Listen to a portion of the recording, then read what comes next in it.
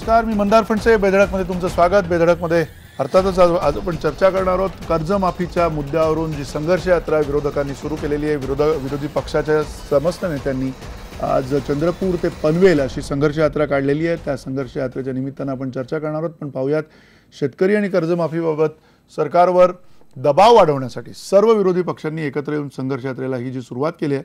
चंद्रपूरपासून निघालेली ही संघर्ष यात्रा 14 जिल्ह्यांचा प्रवास करणार आहे. पण या संघर्ष यात्रेतून शेतकऱ्यांच्या हाती खरोखरच काही लागणार आहे का, हा प्रश्न आहे. पाहूयात एक रिपोर्ट. महाराष्ट्राच्या जनतेला संघर्षाची आणि नेत्यांना संघर्ष यात्रेची लाभलेली परंपरा तशी जुनीच आहे. फक्त यावेळी काँग्रेसनं सभागृह सोडून पहिल्यांदाच रस्त्यावर उतरून आंदोलन करायला सुरुवात केली. विरोधक म्हणून काँग्रेस आणि राष्ट्रवादीचे नेते रस्त्यावर जरूर उतरलेत, पण त्यांचं थोडं टायमिंग चुकलंच म्हणा. ऐन उन्हाळ्यात सूर्य आग ओकत असताना काँग्रेसची निघालेली संघर्ष यात्रा याला प्रतिसादही तसा अल्पच मिळाला. एक विनंती करायची आहे, हा संघर्ष आपला आहे. आम्ही तुमच्या बरोबर या संघर्ष यात्रेमध्ये आहोत हे सांगण्याकरता मी या ठिकाणी मुद्दाम आपल्या समोर उभा टाकलेला आहे. आपला हा संघर्ष आहे, आपल्याकरता हा संघर्ष आहे. हे सरकार शेतकरी विरोधी सरकार आहे, याचा अनुभव प्रत्येक महिन्याला यायला लागलेला आहे. या सरकारने लोकशाहीचा खून केला. भाजपचे दिवंगत नेते गोपीनाथ मुंडे यांनी त्यांच्या राजकीय कारकिर्दीत 2 वेळा संघर्ष यात्रा काढली होती. त्याला चांगला प्रतिसादही मिळाला होता. पण तसा प्रतिसाद विरोधकांनी आज चंद्रपुरातून काढलेल्या संघर्ष यात्रेला काही मिळाला नाही. विशेष म्हणजे विरोधी पक्षाचे सगळे नेते वाढत्या तापमानाच्या झळा बसू नयेत म्हणून एसी बसनं प्रवास करत होते. त्यावर सत्ताधारी आणि विरोधकांनी एकमेकांवर टीका केल्यानं संघर्ष यात्रेतलं वातावरण आणखीनच गरम झालं.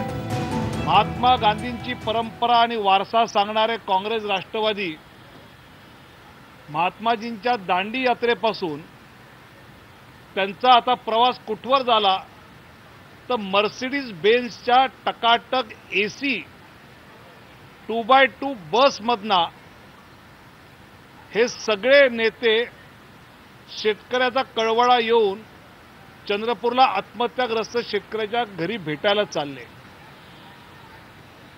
संघर्ष यात्रा याआधी अनेक निघाल्या, पण अशा प्रकारच्या एसी मधून कधी निघालेल्या पाहिल्या नाहीत. माणसाला मृत्युमुखी पडत आहे, सरकार बेफिकीर आहे. अशा वेळेस तुमच्या गाडीतले एअर कंडिशन तुम्ही बंद केले आहेत का? तुमच्या घरातले एअर कंडिशन तुम्ही बंद केले आहेत का? हे तुम्ही आमच्यावर आरोप करता की आमदार एअर कंडिशन बसेसमध्ये जात आहेत. हा विषय चुकीचा आहे आणि गांभीर्य नसल्यामुळे त्यांना अशा प्रकारची विधानं करायला सुचत आहे, ही दुर्दैवाची बाब आहे. टायमिंग जरी चुकलं असलं तरी काँग्रेसच्या नेत्यांना हे उशिरानं सुचलेलं शहाणपण आहे अशी त्यांच्यावर टीका होतीये. शेतकऱ्यांसाठी विरोधक रस्त्यावर उतरले, पण संघर्ष यात्रेला प्रतिसाद का मिळत नाही याचं चिंतनही त्यांनी आता करण्याची गरज आहे. भर उन्हात स्वतः एसी गाडीत बसायचं आणि संघर्ष यात्रेसाठी शेतकऱ्यांना उन्हात उभं करायचं, याला आंदोलन म्हणतात का, याचा विचारही राजकीय पक्षांनी आता करण्याची गरज आहे. Bureau report, IBN Lokmat. अर्थात काही प्रश्न उपस्थित केलेले आहेत. या प्रश्नांमध्ये विरोधी पक्षांच्या भूमिकेत नसलेल्या विरोधकांनी संघर्ष यात्रा काढल्यानं जनतेचा अपेक्षित प्रतिसाद मिळतोय का, हा सगळ्यात महत्त्वाचा प्रश्न आपण उपस्थित केलेला आहे. शेतकऱ्यांच्या प्रश्नांवरती गोपीनाथ मुंडे यांनी काढलेल्या संघर्ष यात्रेशी या यात्रेची तुलना करता येईल का, हा सुद्धा एक महत्त्वाचा प्रश्न त्या निमित्तानं आपण उपस्थित केला आहे. आणि संघर्ष यात्रेत विरोधी पक्षांचं नियोजन चुकलंय का, हे सुद्धा त्या निमित्तानं आपण विरोधकांना विचारणार आहोत. आणि विरोधी पक्ष त्याच्यावरती काय मत देत आहेत तेही आपण पाहणार आहोत. अर्थात आपल्यासोबत मान्यवर आहेत. चर्चेमध्ये आपल्यासोबत जितेंद्र आव्हाड आहेत, राष्ट्रवादी काँग्रेसचे नेते आणि आमदार. आपल्यासोबत निशिकांत भालेराव आहेत, ज्येष्ठ पत्रकार आहेत औरंगाबादवरनं, ज्यांनी संघर्ष यात्रा गोपीनाथ मुंडे यांचा काळ सगळा बघितलेला आहे आणि जवळून त्या यात्रेचं त्यावेळेला त्यांनी वृत्तांकन केलेलं आहे. अब्दुल कदीर आपल्यासोबत आहेत, जे संपादक आहेत दैनिक भास्करच्या औरंगाबादवरनं, ज्यांनी सुद्धा अतिशय जवळनं संघर्ष यात्रा पाहिलेली आहे आणि त्या अनुषंगाने ते काय म्हणतात ते आपल्याला पाहावं लागणार आहे. आणि रणधीर कांबळे आमचे प्रतिनिधी आहेत, त्यांनी सुद्धा संघर्ष यात्रा त्या काळामध्ये प्रत्यक्षात तिथे जाऊन रिपोर्टिंग केलेलं आहे, वृत्तांकन केलेलं आहे. त्यामुळे अर्थातच त्यांचं मत त्याबद्दल काय ते आपल्याला बघायचं आहे. अर्थात पहिला प्रश्न खरं तर निशिकांत भालेराव आपल्याला विचारायचा आहे, कारण ज्या अतिशय गंभीर मुद्द्यावरनं विरोधक एकत्र आलेले आहेत, खास करून राष्ट्रवादी काँग्रेस आज कधी नव्हे इतके एकत्र आलेले दिसत आहेत. खुद्द पृथ्वीराज चव्हाण असतील, अजित पवार असतील, हे एकमेकांच्या खांद्याला खांदा लावून एका बसमध्ये बसून संघर्ष यात्रेला सुरुवात करताना दिसलेले आहेत. या सगळ्या दृश्याकडे तुम्ही कसं बघताय? कारण साहजिक आहे, संघर्ष यात्रा म्हटल्यावरती गोपीनाथ मुंडे यांच्या संघर्ष यात्रेची तुलना होते आणि ही तुलना योग्य आहे किंवा नाही, आणि त्याहीपेक्षा महत्त्वाचं म्हणजे आता ज्या पद्धतीने ही संघर्ष यात्रा निघाली आहे त्याच्यावरती तुमचं काय म्हणणं आहे? नाही, मला पहिल्यांदा हे सांगितलं पाहिजे की गोपीनाथराव मुंडे यांच्या ज्या 2 संघर्ष यात्रा झाल्या होत्या, एक गोदावरी परिक्रमा या नावाने ओळखली जाते आणि आत्ताची काँग्रेसची चंद्रपूर ते पनवेल मधली, याच्यामध्ये एकच साम्य फक्त दिसतं की ते म्हणजे शेतकऱ्यांचे आणि ग्रामीण महाराष्ट्राचे प्रश्न दोघांच्या याच्यामधनं पुढे आणले जात आहेत. पण मुंडेंची जी काही यात्रा मी स्वतः पाहिली होती ती अशी अचानक 1994 मध्ये त्यांना वाटलं म्हणून त्यांनी काढली असं अजिबात झालं नाही. त्याची तयारी त्यांनी 92-93 पासूनच सुरू केली होती. त्याला पार्श्वभूमी अडवाणींच्या रथयात्रेची सुद्धा होती एका अर्थाने, आणि ते मुंडेंच्या पुढचा अजेंडा अगदी पक्का होता की 95 मध्ये सत्तेवर यायचं महाराष्ट्राच्या, आणि त्याला नियोजन जे होतं ते प्रमोद महाजनांचं पूर्णतः आखीव रेखीव असं नियोजन त्यांनी केलेलं होतं. त्या यात्रेमध्ये मला दिसतं की ठिकठिकाणी उत्स्फूर्तपणे शेतकरी, ग्रामीण जनता, शहरी लोक हे त्याच्यामध्ये सामील होत होते. हे त्याचं वैशिष्ट्य होतं.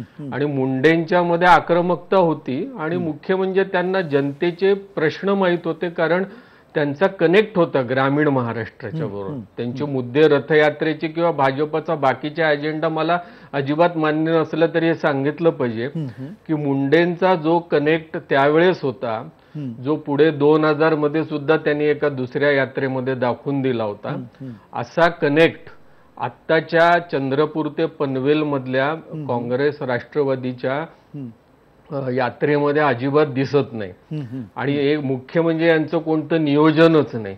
आमदारांचं निलंबन झालं म्हणून एक 10-15 ठिकाणी त्यांच्या फ्लेक्स लावले होते, होर्डिंग्स लावले होते, 1-2 ठिकाणी निदर्शनं पण झालेले होते.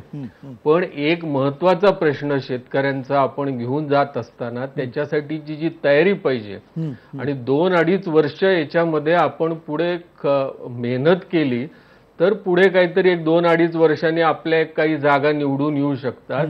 याची क्लॅरिटी ना जितेंद्र आव्हाडांमध्ये आहे, ना अशोक चव्हाणांमध्ये दिसती, ना तटकरेंमध्ये मला दिसते. मला हे खेदानी म्हणावं लागतं की मुद्दा अत्यंत महत्वाचा आहे शेतकऱ्यांच्या प्रश्नाचा, पण नियोजन नाही.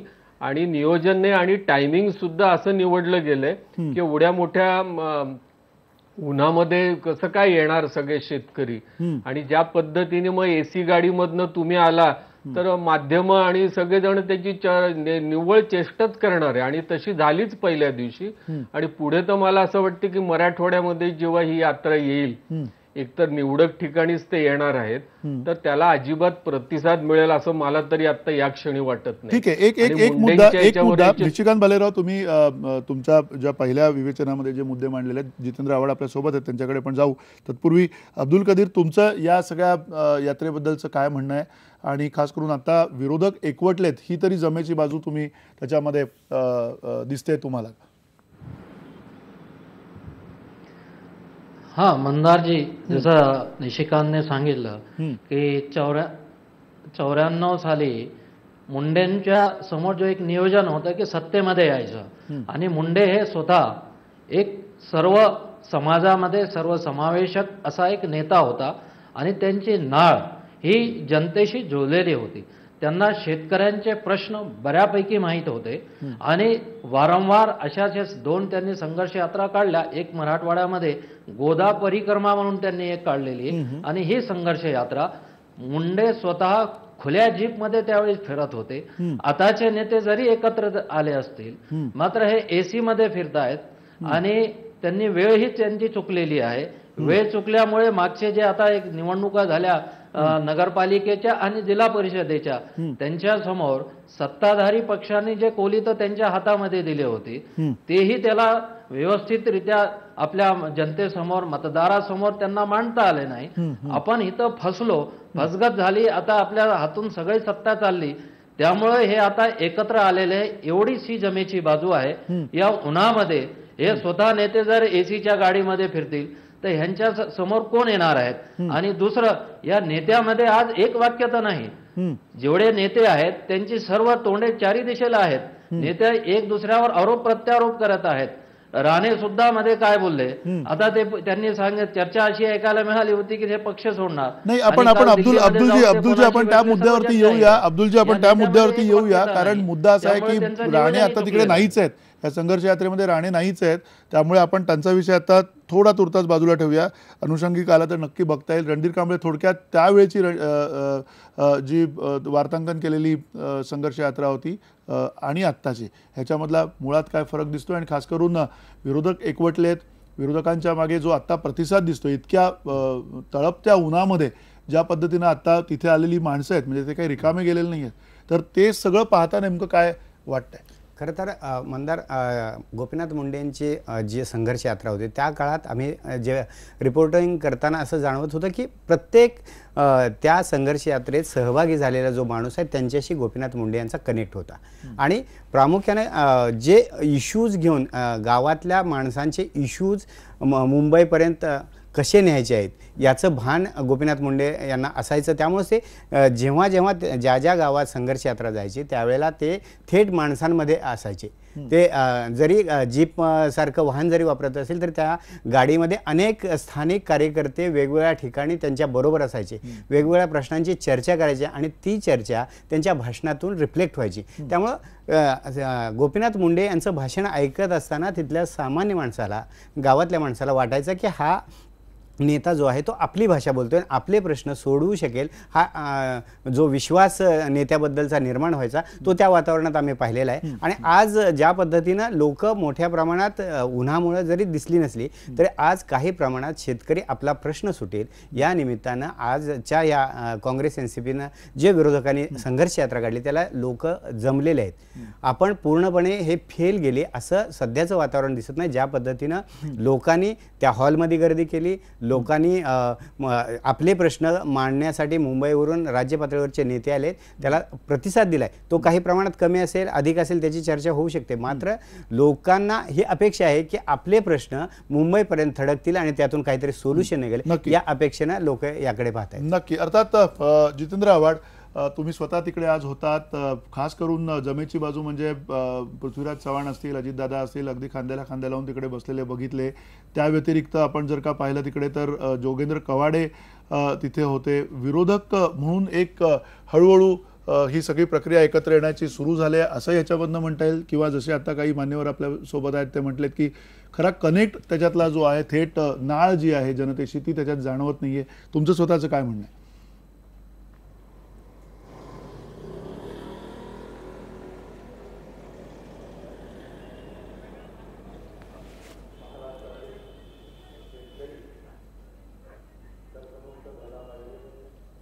असं आहे की निशिकांत भालेरावजींना मला सांगायचं आहे की प्रत्येक गोष्ट प्लॅनिंगनेच करायला पाहिजे असं काही नाही आहे. आमच्या पुढे एक अडचण तयार झाली, आमच्या पुढे एक वातावरण तयार झालं. आम्हाला विधिमंडळामध्ये शेतकऱ्यांचे प्रश्न मांडता येणार नव्हते आणि ज्या पद्धतीने लोकशाहीचा खून करून आम्हाला सगळ्यांना निलंबित करण्यात आलं तो एकसूत्री कारभार होता, बहुमताचा पाशवी अत्याचार होता आणि त्याच्या विरोधात महाराष्ट्रात जावं असं सगळ्या आमदारांना वाटलं. आमदार निघाले आणि प्रतिसाद मिळालाच नाही असं म्हणणं चुकीचं आहे. मी गेले 30 वर्ष फिरतोय. 15 ते 20 ठिकाणी लोकांनी थांबून स्वागत केलं, लोकांनी आपल्या समस्या सांगितल्या. आम्ही जिथे पळसवाडीला त्या शेतकऱ्याच्या गावी गेलो तिथल्यानंतर शिंदेवाडीमध्ये सभा घेतली. 12:30 वाजले होते. कमीत कमी 4 ते 5 हजार माणसं तळपत्या उन्हात उभी होती. आमचं टायमिंग चुकलं. टायमिंगवरती राजकारण करणं हे माझ्या तरी स्वभावात नाही. मी काय सचिन तेंडुलकर नाही टायमिंगवरती बॅटिंग करायला. त्यामुळे जेव्हा समस्या उग्र झालेली दिसते, अहमदनगरमध्ये आज संपाची घोषणा झाली, कदाचित लोक म्हणतील आताही टायमिंग चुकलेला आहे. टायमिंगवरती राजकारण होत नसतं असं माझं मत आहे. राजकारणात प्रामाणिकपणा हवा, राजकारणात कधीही प्लॅनिंग नसावं. आपल्याला दिसेल त्या समस्येला उत्तर द्यायचं, तो समस्या आपली समजून त्याच्यात उडी मारायची असा स्वभाव असलेला मी माणूस आहे. मला कदाचित राजकारण समजतही नसेल, पण मला वाटतं की टायमिंग वरती आम्ही ही यात्रा काढलेली नाही. एक प्रश्न महाराष्ट्रामध्ये घेऊन जावा, तो सर्वंकषपणे मांडता आला पाहिजे आणि त्या निमित्ताने आपण महाराष्ट्राचा एक वेगळ्या दिशेने जाण्याचा प्रयत्न करू, यासाठी आम्ही निघालेलो आहे. आता प्रश्न राहिला एसी बसचा. असं आहे की आमच्याकडे मधुकरराव चव्हाण असे 4-5 आमदार आहेत, 65-70 वयाच्या वरती आहेत. आम्ही दिवसाला 500 किलोमीटर फिरणार आहोत. दिवसाला 500 किलोमीटर. आम्ही साधारण 4 छोट्या जाहीर सभा आणि 50-50, 60-60 माणसाच्या अशा 10-15-20 सभा अशा ठेवलेल्या आहेत. सभा नाही, लोकांना भेटायचं, त्यांचं तोंडी निवेदनं घ्यायचे, त्यांच्याशी बोलायचं आणि पुढे जायचं. असा आमचा प्रवास सुरू आहे.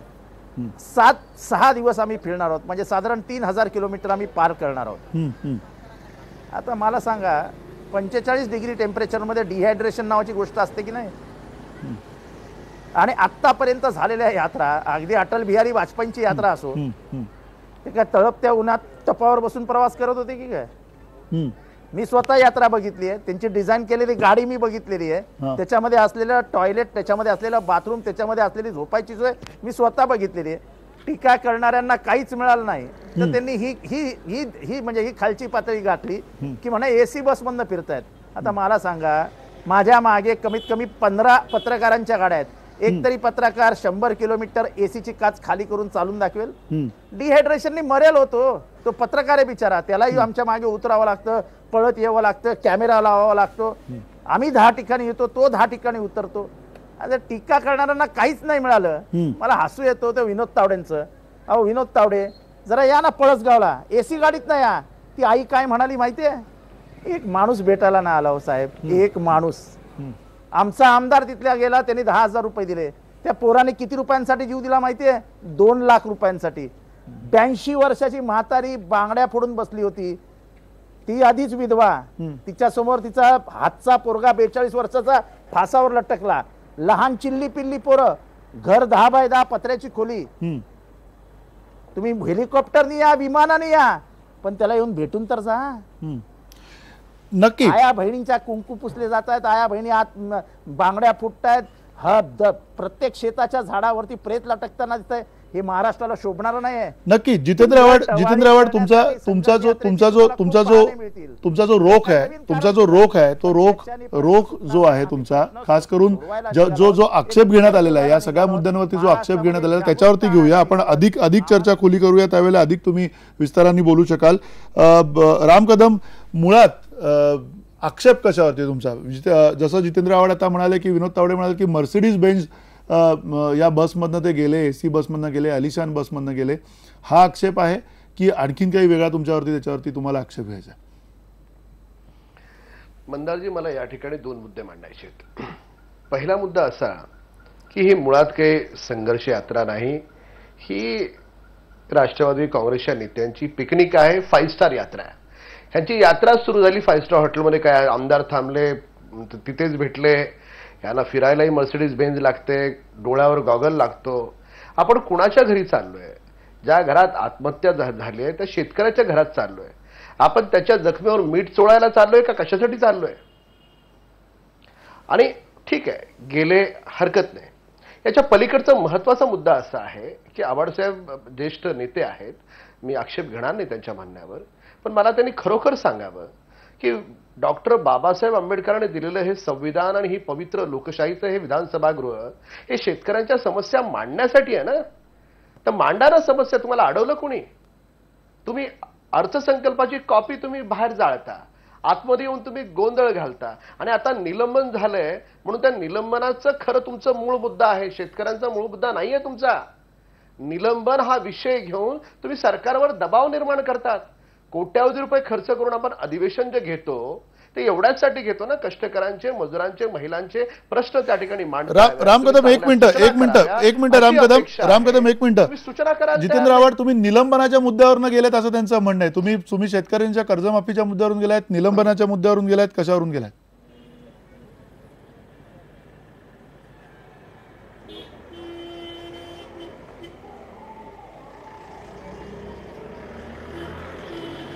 और राम कदम, राम कदमांचा प्रवास आहे ना तो खूप चांगला आहे. ते काँग्रेसमधनं राष्ट्रवादी काँग्रेस, राष्ट्रवादी काँग्रेस, मनसेतनं ते आता भाजपमध्ये गेलेत. त्यांना यात्रा बित्रा माहीत नाहीत, त्यामुळे त्यांना कदाचित ती पहिली यात्रा दिसली असेल. त्यांना इतिहास माहीत नसतो. दुसरी गोष्ट, निलंबन करून काय करणार आहे तुम्ही? फासावर चढवणार आहात का? त्यातले मला डॉक्टर बाबासाहेब आंबेडकरांचं संविधान समजून सांगताय, लोकशाहीचा खून करता, 19 आमदार बाहेर पाठवता आणि तुम्ही आम्हाला सांगता आम्ही काय करायचं? आमचा अधिकार आहे. त्यामुळे हे असले निलंबन घाबरणारे आम्ही नाही आहे. आम्ही जनतामध्ये राहणारे आहोत आणि जनतेच्या मध्ये राहून आम्ही आमचे प्रश्न मांडू. अहो माझ्या बरोबर होतात ना राम कदम, बाकीचं राहू द्या, माझ्या बरोबर होतात. पुरावे देऊ काय? अहो माझ्या बरोबर होतात ना. बजेटची कॉपी जाळून, बजेटची कॉपी जाळणं हा अधिकार आहे. अरे असं आहे की शेतकऱ्यांचा विषय सुरू असताना गोंधळ घालणं, याच्यासाठी फासावर द्याल काय? मर्सिडीज एक वर्ष त्या सुषमा स्वराजांनी एक वर्ष सुषमा स्वराजांनी लोकसभा बंद पडली. तुमच्या आमदारांनी अजितदादांच्या समोर असा बॅनर मारला. तुम्ही आम्हाला सांगता काय? अहो तुम्ही त्या अबू हाशिमच्या कानफडात मारली होती. अहो तुम्ही त्या अबू हाशिमच्या कानफडात मारली होती, कानफडात. तुम्ही सांगता काय आम्हाला? तुम्ही आम्हाला सांगणार काय? पण बजेटची कॉपी कानफडात मारणार आहे तुम्ही. तुम्ही आम्हाला सांगता ज्या पक्षामध्ये जाता त्या नेतृत्वाला खुश करण्यासाठी वाटेल तशा कोलंटे उड्या मारणारे राम कदम, तुम्ही काय सांगता आम्हाला? त्यावेळेच ते कृत्य आहे. एक मिनिट जाळली, आम्ही जबाबदारी घेतो. जाळली कॉपी का जाळली? मी आज सांगतो ना, जाळली का जाळली? एका ठिकाणी डॉक्टर मराठी माणसाचा आणि बजेटचा काय संबंध? बजेट तुमचं तुडवता काय तरी. एक मिनिट जितेंद्र आव्हाड, राम कदम, एक मिनिट थांबा तुम्ही. पुन्हा मी निशिकांत भालेराव आपल्याकडे येतो. ज्येष्ठ पत्रकार आहात तुम्ही, अनेक गोष्टी आतापर्यंत बघितलेल्या आहेत. आत्ताचा जो हा संवाद आहे, या संवादाचा मधला एक सगळ्यात महत्त्वाचा मुद्दा आहे. एकीकडे जितेंद्र आव्हाड जे म्हणतात ते बरोबर आहे की 45 डिग्रीमध्ये आम्ही कुठल्या पद्धतीनं जाणार. काळ बदललाय, वाहनं बदललेली आहेत, सगळ्या गोष्टी बदलल्या आहेत अशा वेळेला. आणि त्यांनी हेही म्हटलेलं आहे की यापूर्वीच्या रथयात्रा कशा प्रकारे झालेल्या आहेत. पण हे सगळं होत असताना आपण तुलना थोडीशी संघर्ष यात्रा या नावामुळे करतोय, गोपीनाथ मुंडेंमुळे करतोय. हे सगळं असताना कुठेतरी तुम्हाला जो मगाचा मुद्दा होता की कनेक्ट होतोय का, कुठेतरी त्यांची नाळ जोडली जाते का? तुम्हाला असं वाटतं की ह्या सगळ्या अशा प्रकारच्या भेटीगाठींमुळे आणि अशा प्रकारच्या यात्रेमुळे, संघर्ष यात्रेमुळे जी जनतेशी नाळ आहे, विरोधकांनी ज्या पद्धतीनं जनतेबरोबर जायला पाहिजे त्या पद्धतीने ते जात आहेत. आता जे समर्थन आव्हाड करतात त्यांच्या पद्धतीचं, ज्या पद्धतीनं ते गेलेले आहेत तिथपर्यंत, ते तुम्हाला योग्य वाटतंय का? आव्हाडांना पूर्ण अधिकार आहे आणि सर्व विरोधकांना अधिकार आहे. आरडाओरडा करण्याचा आहे, कॉप्या जाळण्याचा आहे, सभागृह न चालू देण्याचं पण आहे, संघर्ष यात्रा काढण्याचं पण आहे. पण आव्हाड आत्ता जे फिरवाफिरवी करतायत प्रश्नांची, ते मला अजिबात मंजूर नाही. आणि विरोधक म्हणून तावडे असो किंवा राम कदम असो, हे तर म्हणणारच, वाहनांचा प्रश्न करणारच की टकाटक मर्सिडीजमधनं तुम्ही आले असं म्हणणार. म्हणजे हे पण चूक. आणि तुम्ही जे सांगताय आव्हाड साहेब ते सुद्धा चूक मला याच्यासाठी वाटतंय की तुमच्या पक्षाचं जे विलिनीकरण 1986 मध्ये औरंगाबादला झालं होतं, तेव्हा स्वतः नादो महानोरांनी जी यात्रा काढली होती, शेतकरी दिंडी, त्या पद्धतीचं 1 सुद्धा आत्ताच्या तुमच्या यात्रेला काही त्याचं कोणते गुण लागलेले मला दिसत नाहीत. आणि मुख्य म्हणजे चंद्रशेखरांची यात्रा असो, शरद पवार महानोरांची यात्रा असो, त्याच्यानंतर मुंडेंची यात्रा असो, याच्यामध्ये जो अजेंडा होता तसा तुमचा अजेंडा याच्यामध्ये काहीच दिसत नाही. नुसता आरडाओरडा करून काय उपयोग होणार आहे याच्यामध्ये? नाही बरोबर आहे. पण त्याबरोबरने आता जितेंद्र आव्हाड उठून गेलेले आहेत कार्यक्रमामधनं. काय त्यांचं बिनसलंय तिकडे, काय त्यांचं म्हणणं आहे काय माहीत नाही. कारण 9 ते 10 या कार्यक्रमामध्ये असणं अपेक्षित आहेत. जितेंद्र आव्हाड नेमके का उठून गेले त्याची आम्ही सुद्धा आता शहानिशा करतो. पण एक आत्ता जेवढा संवाद झाला तो त्यांचा संवाद आहे असं म्हणायचं. संघर्ष यात्रेमध्ये आत्ता तुम्ही सगळेजण ज्यांनी संघर्ष यात्रा बघितली, त्या संघर्ष यात्रेत आत्तापर्यंत संवाद करण्याचं काम होतं विरोधी पक्षांचं. आणि तो संवाद विविध माध्यमांमधून करायचं, माध्यमांमधनं पण करणं अपेक्षित आहे, प्रत्यक्षात जाऊन पण करणं अपेक्षित आहे. पण जितेंद्र आव्हाड यांनी आता इथला संवाद मात्र तोडलेला दिसतोय. त्याचं कारण आपल्याला अजून कळलेलं नाही, ते गुलदस्त्यात आहे, ते आपण पाहूया नेमकं कशासाठी जितेंद्र आव्हाड हे आता हा कार्यक्रम सोडून गेलेत. अर्थात ही चर्चा आपण मात्र सुरू ठेवणार आहोत आणि या चर्चेतनं या संघर्ष यात्रेचा नेमकी दिशा कुठे आहे, काय दिशेने ती चाललेली आणि मुळात त्याची परिणामकारकता काय, ह्याच्याकडे आपण येणार आहोत छोट्याशा ब्रेक नंतर.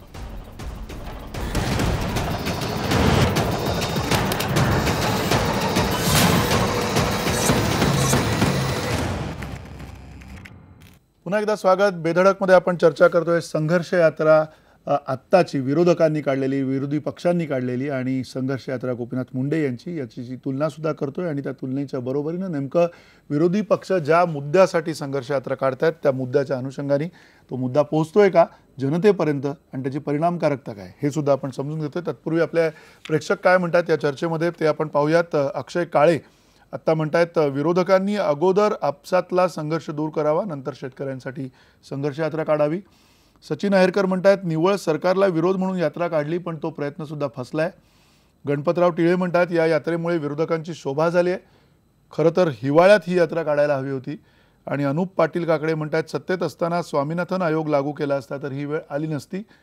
प्रकाश शिरभाते म्हणतायत विरोधी पक्षांचं काम कमी आणि नाटक जास्त अशी स्थिती झाली आहे, त्यामुळे आंदोलन फसणारच. या सगळ्या प्रेक्षकांच्या प्रतिक्रिया आहेत आणि त्या प्रतिक्रियांबरोबर पुन्हा अब्दुल कदीर तुम्हाला प्रश्न विचारायचा आहे की ही जी संघर्ष यात्रा आहे या संघर्ष यात्रेमध्ये अर्थातच आपण सातत्यानं एक जी गोष्ट म्हणतोय की कुठेतरी नाळ जोडणं म्हणतात ज्याला, किंवा ज्या पद्धतीनं विरोधक म्हणून एक आश्वासकता निर्माण व्हायला लागते जनतेमध्ये, ती आश्वासकता निर्माण करण्याची क्षमता या संघर्ष यात्रेत तुम्हाला दिसते का? आणि या संघर्ष यात्रेत किमान जे एक चित्र दिसतंय एकत्र आलेले विरोधक ते खऱ्या अर्थाने एकत्र आलेत असं तुम्हाला वाटतंय का?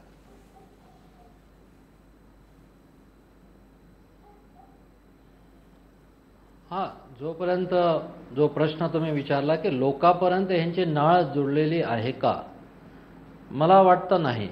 ज्या प्रकारे गोपीनाथराव मुंडे हे सर्वसामान्यांचा नेता होता, लोकांमध्ये ते मिसळायचे, सर्वसामान्यापर्यंत जायचे, त्यांचे प्रश्न समजून घ्यायचे, खडाना खडा माहिती घ्यायची आणि ते प्रश्न ऐरणीवर आणून सरकारला आपण कसे धारेवर धरू शकतो ही किमया करण्याची जी बाब गोपीनाथ मुंडे यांच्यामध्ये होती, ती मला वाटतं हे जे संघर्ष यात्रामध्ये एकत्र झालेले जे नेते मंडळी आहेत त्यांच्यामध्ये याची उणीव मला जाणवते. आणि लोकांपर्यंत जाण्याचा त्यांचा जो हा प्रश्न आहे, आता औरंगाबाद आणि मराठवाड्यामध्ये जानेवारी ते मार्च 29 पर्यंत 195 शेतकऱ्यांच्या आत्महत्या केलेल्या आहेत शेतकऱ्यांनी. त्या प्रश्नावर यापूर्वी त्यांचं निलंबन झालं त्यावेळेस का हे लोक एकत्र आले नाही का? त्यावेळेस त्यांना शेतकऱ्यांचे प्रश्न उपस्थित करण्याची त्यांना सुचलं नाही, आता का सुचलं? तर काही अर्थाने असं वाटतं, राम कदम जसं म्हणाले की निलंबन झाल्यामुळं हे एकत्र नेते मंडळी आली असं तर वाटत नाही ना. तर याच्यावरही विचार या नेत्यांनी करायला पाहिजे. जेव्हा शेतकरी मरतो, जेव्हा मोठ्या संख्येने ते आत्महत्या करत होते, तेव्हा हे कुठं बसले होते ही सर्व नेते मंडळी? तेव्हा का हे लोकांमध्ये गेले नाहीत? त्यांच्या प्रश्नाची त्यांनी उकल का केली नाही? आज सरकारवर दबाव आणण्याचा यावेळी प्रश्न करतात जेव्हा यांच्या हातामध्ये आज कुठल्याही प्रकारची सत्ता नाही, तेव्हा हे एकत्र येऊन आपलं काहीतरी अस्तित्व राजकारणामध्ये आहे हा दाखवण्याचा केविलवाणा प्रयत्न हे करत आहेत असं मला वाटतं. या बरोबरीनं अर्थात तुम्ही म्हणताय की हा प्रयत्न ते करतायत, केविलवाणा प्रयत्न करतायत, पण विरोधक म्हणून हे काम करायलाच पाहिजे. विरोधक म्हणून त्यांनी ज्या पद्धतीनं आवाज उठवायला पाहिजे, सत्तेची आकांक्षा नसताना ते त्यांनी काम केलं पाहिजे. पण ज्या प्रकारे गोपीनाथ मुंडे यांचा काळ होता किंवा पूर्वीचे जे विरोधक होते रस्त्यावर उतरायचे, कारण काँग्रेस सातत्याने सरकारमध्ये ते राहत आलेले आहे, सत्तेमध्ये राहण्याची यांना सवय झालेली होती, त्यामुळे आंदोलन, धरणे, रस्त्यावर उतरणे, उपोषण करणे, मोर्चे काढणे हे यांना बिलकुल माहित नाही. एक मिनिट जितेंद्र आव्हाड आपल्या सोबत आहेत. एक मिनिट अब्दुल कदीर एक मिनिट. जितेंद्र आव्हाड आता आपल्या सोबत आहेत. ते जरी दृश्य स्वरूपात आपल्या सोबत आता तिथे नव्हते, मगाशी त्यातनं बाहेर पडले होते, आता पुन्हा फोनवरती आपल्या सोबत आहेत. जितेंद्र आव्हाड, मला वाटतं तुम्हाला कुठे पुढच्या मुक्कामावरती निघायचंय म्हणून तुम्ही कदाचित कार्यक्रमातनं ह्या आता निघालेला आहात, पण फोनवरती तुम्ही आल्याबद्दल पुन्हा धन्यवाद तुमचे. मुद्दा असा आहे की हा जो मुद्दा आहे की सातत्यानं ज्याला आपण म्हणतो की नाळ निर्माण झाली पाहिजे, कुठेतरी त्याला आश्वासकता वाटली पाहिजे, तुमच्या कुठल्या अशा मुद्द्यामध्ये आता येणाऱ्या या सगळ्या यात्रेमधनं आश्वासकता वाटेल शेतकऱ्याला, सामान्य शेतकऱ्याला आणि सामान्य माणसाला? जसं की मला एकदा पहिल्यांदा सांगू द्या की आमच्यात आश्वासकता होती, लोकांचा आमच्यावरती विश्वास होता, म्हणून स्वातंत्र्यानंतरच्या 5 वर्ष सोडली तर आम्हाला लोकांनी सत्तेत सोडले होते. अब्दुल कादरजी, त्यामुळे जे आंदोलनाचं काम होतं ते बीजेपीला देऊन टाकलेलं होतं 50 वर्ष आणि ते करत होते. त्यात ते पारंगत होते, कारण का वर्षानुवर्ष तेवढंच काम करायचे, त्याला प्रॅक्टिस झाली होती. त्यामुळे त्याचा प्रश्न तो नाही आहे. प्रश्न हा आहे की आज जेव्हा हा प्रश्न गंभीर होत चाललाय तेव्हा मला नाही वाटत स्वतः गोपीनाथ मुंडेंनी निवडणुकीला 2.5 वर्ष असताना यात्रा काढली होती. त्यांची ही यात्रा निवडणुका डोळ्यासमोर ठेवून काढलेला यात्रा होता. मग अगदी अडवाणींची रथयात्रा असो, नाहीतर अडवाणींची रथयात्रा ही मंडळ आयोग जेव्हा जोरात बाहेर पडला तेव्हा मंडळ आयोगाच्या विरोधात एक म्हणजे मंडळ विरुद्ध कमंडळ ही भावना निर्माण करण्यासाठी निघालेली यात्रा होती. असा कुठलाही राजकीय प्रकार नसताना ठीक आहे आम्ही रिस्क घेतली, आम्ही जुगार खेळलोय असं समजा, पण ते रिस्क आणि जुगार खेळण्याचं बळ आमच्या अंगी होतं. आम्हाला हा सगळ्याचा कदाचित आपल्या दृष्टीने अनुभवही नसेल तरी आम्ही मैदानात उतरलो, हेही नसे थोडके. आणि मी परत एकदा आपल्याला सांगतो की टायमिंग, नियोजन याचा विचार न करता जेव्हा माणूस मैदानात उतरतो तेव्हा त्याच्यातला प्रामाणिकपणा अधिक स्पष्टपणाने दिसतो. आम्ही प्लॅनिंग केलं असतं, आम्ही जर नियोजन केलं असतं, टायमिंग बघितलं असतं तर 45 डिग्रीच्या चंद्रपूरच्या टेम्परेचरमध्ये आम्ही जाहीर सभा 12:30 वाजता ठेवली नसती, घेतली नसती. आणि जसं आपण म्हणता की शेतकरी उभा होता तर तिथे 1-1 तास आम्हीही तिथे भाषण करत उभं होतो. कुठल्या महाभागाने सांगितलं मला माहित नाही की पळसवाडीत आम्ही गेलो, त्या शेतकऱ्याच्या घरी गेलो तेव्हा गॉगल घालून गेलो. आमच्या एकाही आमदाराच्या चेहऱ्यावरती आपल्याला गॉगल दिसणार नाही. याची मीडिया कॉन्शियस इतके झालेत आता सगळे की ते बिचारे पिठलं भाकरी खाऊन पण दिवस करतायत. पण आता आम्हीच निर्णय घेणार आहे की मटण खा, नाही तर या देशामध्ये जे वातावरण तयार उत्तर प्रदेशच्या माध्यमातून या देशामध्ये मला वाटतं येणाऱ्या काही महिन्यात वर्षात संपूर्ण मांसाहार टाळण्याची वेळ येईल आणि मंदार फणसे मला वाटतं सर्वात त्रास तुम्हाला जास्त होईल. नाही नक्की नाही, हा मुद्दाच नाहीये, या देशामध्ये मांसाहार वगैरे बंद होऊ शकत नाही. आणि आपण त्याच्यावरती वेगळी चर्चा ठेवूया जितेंद्र आव्हाड. पण मंदारजी, आम्ही गांभीर्याने ही यात्रा काढलेली आहे. कदाचित लोकांना आता सचिन तेंडुलकर आणि राहुल द्रविड आणि विराट कोहलीच्या टायमिंग आणि 2020ची जास्त सवय असल्या कारणाने त्यांना टायमिंग आणि प्लॅनिंगची सवय असेल. टायमिंग आणि प्लॅनिंग वरती सगळे करणं हे राजकारणातल्या लोकांचं कामच आहे. राजकारणातल्या लोकांनी भावनेचा जेव्हा उद्वेग होतो त्या भावनांना हात घालण्याची सवय ठेवली पाहिजे. आणि तेव्हा तो रात्र आहे का दिवस, ऊन आहे का पाऊस, थंडी आहे का वारा हे न बघता मैदानात उतरलं पाहिजे. आणि त्या वटसळीचा ह्याच्यातला मी एक राजकारणी आहे. नक्की एक मिनिट, पण ज्या मुद्द्याचं तुम्हाला आता कदाचित तुम्ही राष्ट्रवादी काँग्रेस आहात सगळेजण, साधेपणा हा जो मुद्दा असेल किंवा कदाचित खास करून ज्या व्यक्तीकडे तुम्ही जाताय, ज्या व्यक्तींना तुम्ही भेटताय त्या अनुषंगाने आलेला मुद्दा आहे ज्याच्यावरती खरं तर निशिकांत भालेराव आपल्यालाच हा प्रश्न विचारायचा की तुम्हाला आत्ताच्या ह्या सगळ्या काळामध्ये हा साधेपणाने तिथे जायला पाहिजे किंवा संघर्ष यात्रा आहे म्हटल्यावरती तिथे अमुक अवस्थेमध्येच नेत्यांनी जायला पाहिजे वगैरे हे जे आग्रह आहेत, हे आग्रह तेवढे तुम्हाला आजही तेवढे कालात हे वाटतायत, आवश्यक वाटतायत की तुम्हाला ते आग्रह खरं तर काही आवश्यक नाही आहेत, केवळ जाऊन ती भेटीगाठी घेणं, शेतकऱ्यांचा ना एक प्रकारे ऐकणं एवढंच महत्त्वाचं वाटतं? मला स्वतःला वाटतं की गॉगल घालणं, सोनेरी घड्याळं घालणं किंवा AC गाडीमधनं जाणं हा काही फार महत्त्वाचा मुद्दा नाही. तुमच्याकडे कंटेंट आहे का नाही शेतकऱ्यांकडे जात असताना, आणि हा कंटेंट आव्हाडांना हे सांगितलं पाहिजे की ते टायमिंगच्या विषयी सतत बोलतात. आणि मला आश्चर्य असं वाटतं की शरदरावांचे ते समर्थक असून टायमिंगच्या विषयी असं भूमिका त्यांची अशी विसंगत कशी काय? पवारांना टायमिंगचा बादशाह मानला जातो नेहमी.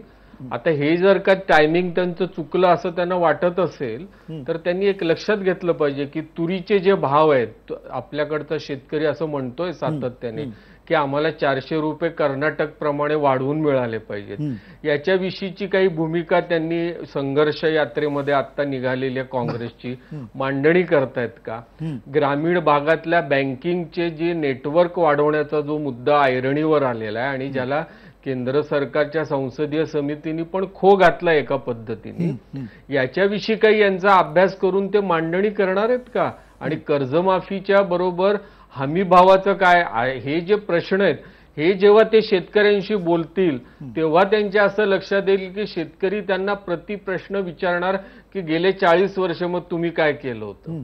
आणि हा खरा अडचणीचा मुद्दा मला असं वाटतं आव्हाड, अशोक चव्हाण या सगळ्यांच्याच बाबतीत आहे.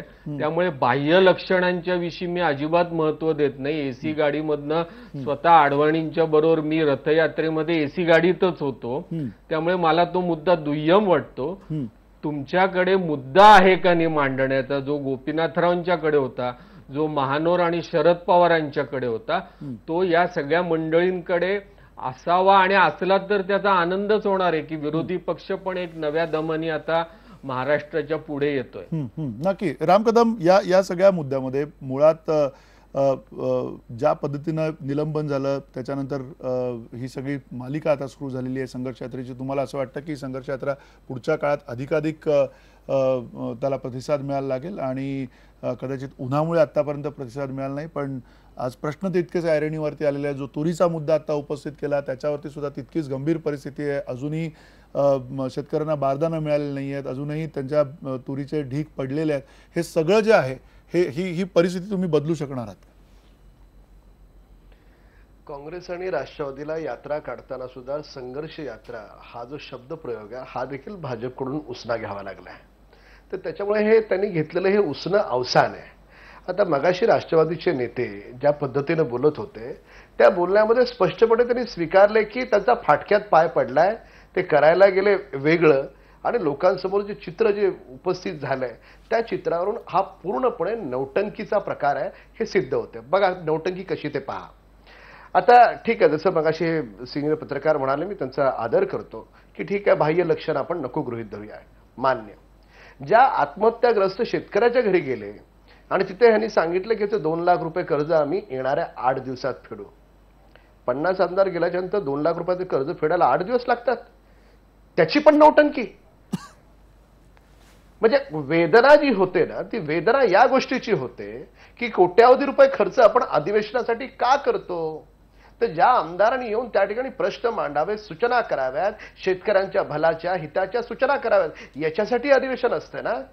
का अधिवेशनाच्या कालखंडामध्ये त्या अधिवेशनाचा वेळ सोडून फक्त टीव्हीचे कॅमेरे कसे स्वतःकडे अट्रॅक्ट होतील, आकर्षित होतील, आणि त्या अनुषंगाने आपण महाराष्ट्राच्या जनतेपुढे कसा संभ्रम निर्माण करू फडणवीस सरकारविषयी, याच्यासाठी नसतात. एक मिनिट राम कदम, एक मिनिट. तुम्ही जो मुद्दा उपस्थित केलेला आहे 2 लाख रुपयाच्या संदर्भातला 8 दिवसामध्ये देतील असे विरोधक म्हणाले, तसं तुम्ही म्हणताय. जितेंद्र आव्हाड, तुम्हाला हा मुद्दा मान्य आहे का? आणि 8 दिवसामध्ये तुम्ही तशा प्रकारचं तिथे आश्वासन दिलंय असं ते म्हणतायत. 2 लाख रुपये 8 दिवसात असं. अहो राम कदम सारखे मी जर बिल्डर असतो तर कदाचित माझ्या खिशात 2 लाख रुपये असं मी त्वरित देऊन टाकले असते.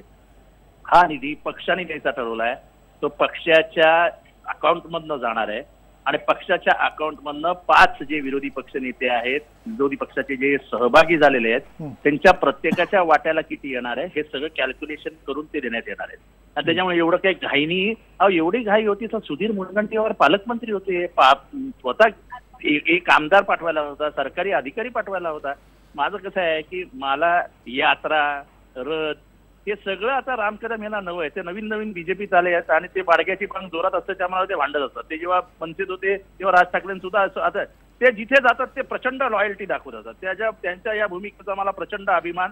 माझ्या मित्राची ही जे कर्तबगारी आहे की नेतृत्वाला खुश ठेवायचं, त्याच्यात ते अत्यंत यशस्वी होतात. म्हणजे त्यांनी आबूआशींच्या कानफडात मारली, नेतृत्व खुश.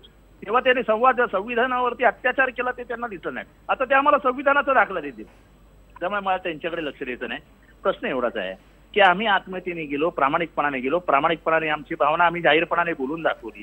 आणि आम्ही आमचे जे यात्रा संपल्यानंतर आमचा आमदार यात्रा संपल्यावरती जो तिथला आमदार आहे विजय वडेट्टीवार, ज्याने आधीच 10,000 रुपये त्या शेतकऱ्याच्या घरी अंत्ययात्रेसाठी पोहोचवले होते, तो तिथे जाईल आणि व्यवस्थित आमच्या पक्षाच्या वतीने त्यांच्याकडनं आम्ही लिहून घेणार आहोत कुठलं कोणाकोणाचं कर्ज बाकी आहे, ते कर्ज आम्ही रीतसर फेडणार आहोत. ठीक आहे. याबरोबर ना पुन्हा रणधीर एक जो मुद्दा राहतो की गोपीनाथ मुंडे यांच्या यात्रेची आपण तुलना करतोय, तो काळ वेगळा होता, त्यावेळेची परिस्थिती वेगळी होती, पण तरीसुद्धा एका अर्थाने परिस्थिती एक होती की भाजप कुठे तेवढ्या जोरकसपणे सत्तेत नव्हती आणि आत्ता जवळजवळ परिस्थिती विरोधकांची तशीच झालेली आहे. या सगळ्या पार्श्वभूमीवरती कुठेतरी अशी आंदोलनं महत्त्वाची असतात, कुठेतरी अशा आंदोलनांमधनं विरोधक म्हणून एक जो आपला आवश्यक भाग आहे लोकशाहीतला तो उभा राहत असतो. कुठेतरी तुम्हाला असं वाटतं की ह्या गोपीनाथ मुंडेंनी ते एक हाती केलेलं आंदोलन होतं, इथे अनेक नेते एकत्र आले त्यामुळे विस्कळीतपणा आहे? खरं तर विरोधी पक्षाचे नेते एकत्र आले ही एक जमेची बाजू आहे असं म्हणून याच्याकडे पाहायला पाहिजे. कारण शेतकऱ्यांचा प्रश्न आहे, शेतकऱ्यांच्या आत्महत्येचा प्रश्न आहे, त्यांच्या कर्जाचा प्रश्न आहे. या निमित्तानं हे सगळे पटलावर अधिक तीव्रतेने हे प्रश्न मांडले जातील आणि ह्या प्रश्नाकडे बघण्याचा दृष्टिकोन जो थोडा बोटचेपीपणा एकूण प्रशासनाचा दिसतो, एकूण हमीभावाचा प्रश्न आता उपस्थित केला त्याच्यावर सरकार निर्णय घेताना दिसत नाही. अशा सगळ्या आंदोलनाचा परिणाम, अशा संघर्ष यात्रांचा परिणाम म्हणून शेतकऱ्यांचे प्रश्न वर आल्यानंतर हे सोडवण्यासाठी सरकार काही सकारात्मक पावले टाकतायत का हा खरा प्रश्न आहे. आणि या निमित्तानं या जरी विरोधी पक्ष आत्तापर्यंत वेगवेगळ्या तोंड त्यांची वेगवेगळ्या दिशेने जरी होती तरी या निमित्तानं शेतकऱ्यांच्या प्रश्नावर एकत्र आलेत हे याकडे अशा दृष्टीनं पाहायला पाहिजे. आणि या निमित्तानं सरकारनं या दबावाचा लोकांमध्ये जाऊन विरोधक लोकांचे प्रश्न घेऊन येत आहेत त्यामुळे हे प्रश्न सोडवायला पाहिजे. याची गरज जर सरकार वाढले हेही थोडके नाही. नक्की. अगदी थोडक्यात जाता आता निशिकांत भालेराव काय म्हणाल या सगळ्या परिस्थितीमध्ये? अजूनही संघर्ष यात्रा सुरू झाली, आज पहिला दिवस आहे आणि जवळजवळ 3000 किलोमीटर प्रवास हे सगळे करणार आहेत. काय वाटते तुम्हाला या सगळ्या संघर्ष यात्रेमध्ये काही हातील विरोधकांच्या ठोस असं? मला असं वाटतं की मुद्दे शेतकऱ्यांचे फार गंभीर आहेत महाराष्ट्रातले आणि राम कदमांना म्हणायला काही हरकत नसती की 2 लाख रुपयाला आठवडा कशाला लागतो. पण मला घाटनांद्र्याचा जो शेतकरी आहे रामेश्वर भुसारे त्याला भाजपच्या कोणत्या आमदारांनी ती मदत केलेली आहे? त्याला आज आजूबाजूच्या गावातले लोक येऊन मदत करतायत. मुंबईमधल्या पत्रकारांनी त्याच्यासाठी निधी गोळा करून दिलेला आहे आणि 4 गावांनी गुड्या सुद्धा उभार केल्याने पाडव्याच्या वेळेस. हे जे मुद्दे आहेत महाराष्ट्रामधले, तुरीचा मुद्दा आहे, ऊसाच्या भावाचा मुद्दा आहे आणि मग कर्जमुक्ती आणि हमी भावाचा पण मुद्दा आहे. याच्यावरती ज्या पोटतिडकीने बोलायला पाहिजे आणि भाजपला अडचणीत आणायला पाहिजे हे अवसान विरोधी पक्षामध्ये या निमित्ताने आलं तर माझ्यासारख्या तटस्थ माणसाला निश्चितच आनंद होणार आहे. नक्की. आणि त्याच्यासाठी त्यांचं स्वागत पण केलं पाहिजे. नक्की. अर्थात यातला सगळ्यात महत्त्वाचा मुद्दा तुम्ही मांडलेला आहे की विरोधी पक्षाला किमान आत्ताच्या या परिस्थितीमध्ये विरोध करण्याचं अवसान जरी आलं, एकत्र जरी आले आणि एकत्रित विरोधक म्हणून उभे राहिले तरी खूप मोठी गोष्ट आहे. कारण या संघर्ष यात्रेमध्ये नक्की काहीतरी हाती लागेल त्यांच्या असं आपण पाहूयात. पण सगळ्यात महत्त्वाचा मुद्दा हाच आहे की राज्यातल्या शेतकऱ्यांचे प्रश्न हे खऱ्या अर्थाने मांडण्यासाठी कुठल्या तरी 2 व्यवस्था उभ्या राहायला पाहिजेत आणि त्या व्यवस्था आता या संघर्ष यात्रेतनं कशा उभ्या राहतात ते आपण बघूया. विरोधक जे आत्तापर्यंत पूर्ण गलितगात्र अवस्थेमध्ये होते कुठेतरी एका बसमध्ये का होईना ते एकत्र आलेले आहेत. आता इथून पुढे या बसमधचा प्रवास एकत्रित होतोय की कुठे अधिक विस्कळीत होतोय तो बघायला मिळेल. तोपर्यंत तुर्तास इथेच थांबतो. धन्यवाद. नमस्कार.